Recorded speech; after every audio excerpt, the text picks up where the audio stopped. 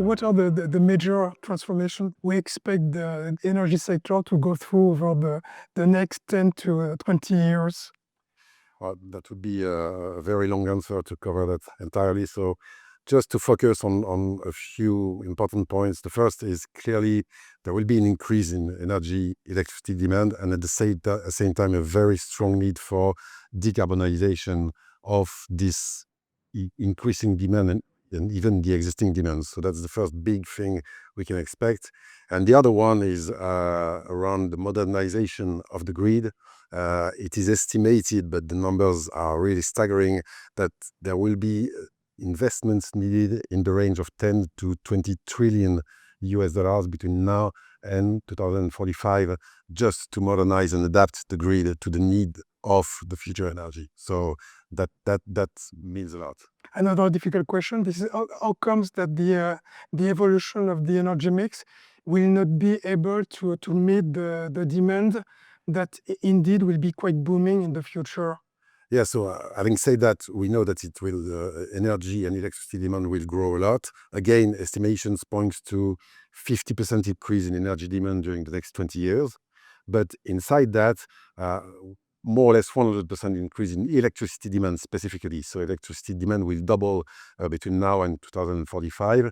And so we will need to respond to that. And at the same time, the problem is that there is, if you respond to that with only renewables, the problem is intermittency of the electricity provided by renewables. So, of course, it's part of the solution, but other things will be needed to face this strong increase in demand. Yeah, what solutions do we have to consider in order to compensate for the shortage of the future energy mix? There are some solutions that seem obvious. First, I guess, the demand management, intelligent demand management. Many things can be done around that.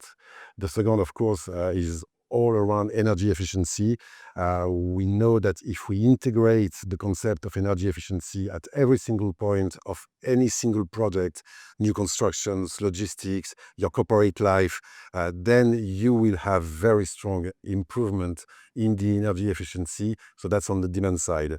And on the production side, and other alternatives, I don't know, that can be carbon capture, small modular reactors, nuclear, and of course energy storage. Yeah, energy storage, quite difficult topic actually, since there is Yes, a lot of hope, but yes, but it exists. Huh? You mentioned smart grids. To which extent do they redefine the very architecture of energy systems? In fact, the problem we have today is the centralized way of delivering power. And you need to have this moving both ways. So you can have production sites, but that can also be consuming sites. And you can produce electricity from your house, from a warehouse, from any kind of source.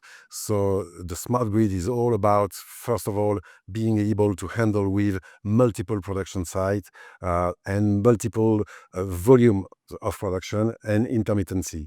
So that's something really important to address. We have some kind of solutions today, but it's clear that responding to that will be a key of the solutions we will put in place for the future in terms of energy demand, energy consumption, and the energy mix. In the areas you just mentioned, infrastructure, networks, smart grids as well, what kind of investment opportunities are you looking at for the time being? So as you can understand, there are multiple investment opportunities in that area. My guess is that the first and the most obvious one is the digitalization of the whole energy infrastructure. So that means from the very production side to the very consumption side to the transmission, all these different elements, these different components of the energy mix, energy demand, energy production have to be digitalized in order to get access to data analysis, bringing artificial intelligence into that in order to enhance and optimize the way it works. So that's an area where you have a lot of opportunities. Another one is improving or changing the transmission between renewable rich regions and renewable poor regions. You have renewable rich regions that consume very few energy, and you have renewable poor regions consuming a lot of energy. So if you can connect both of them, that would be a great improvement, I guess, in the energy efficiency and clean energy in general. And finally, and we've been talking about that already, that's all about energy storage, integrating energy storage into the mix. It's difficult, but that exists. Again, we have different elements that make us think that there are nice investment opportunities there. Pierre, thank you so much. Thank you again for sharing your views with us.